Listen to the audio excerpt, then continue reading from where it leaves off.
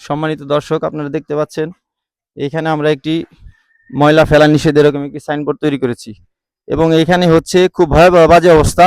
অত্র এলাকার লোকজন এইখানে এসে ময়লা ফেলে। এটি হচ্ছে একটি রাস্তা, পশ্চিম গাছড়া লঞ্চঘাট মাঝিপাড়ার একটি রাস্তা এবং এইখানে খুব বাজে অবস্থা। হ্যাঁ, আমরা যখন এই সাইনবোর্ডটা স্থাপন করি, এখানে এই বাসার আন্টি, বুরকালির বাসা নামে পরিচিত, এই বাসার আন্টি আমাকে ডাক দিয়েছিলেন এবং বললেন যে এখানে কি কেউ কমপ্লেন দিয়েছে নাকি। এখানে তো কমপ্লেন দেওয়ার কিছু নেই, রাস্তার পারে পরিবেশ নষ্ট করা হচ্ছে।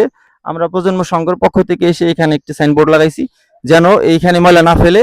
এবং আন্টিকে বললাম আমরা যে এই ময়লাগুলো পৌরসভার ভ্যান গাড়িতে দেওয়ার জন্য। উনি আমার সাথে একটু উত্তেজিত হয়ে গেলেন, বললেন যে এটা নাকি ওনাদের রাস্তা, এদিক দিয়ে ওনারা ময়লা ফেলবে, তাতে কারো কি সমস্যা, এই ধরনের কথা বললেন।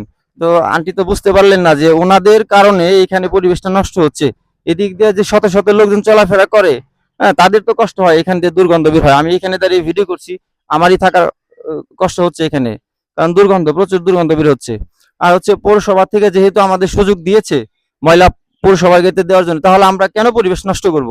এই পরিবেশ নষ্ট করার জন্য মূলত আমরাই দায়ী। আমরা সচেতন নই, এই কারণে আমাদের এই পরিবেশ নষ্ট হয়।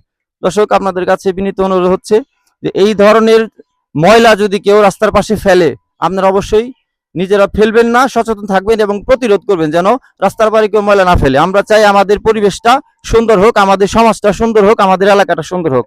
ভিডিওটি দেখার জন্য ধন্যবাদ।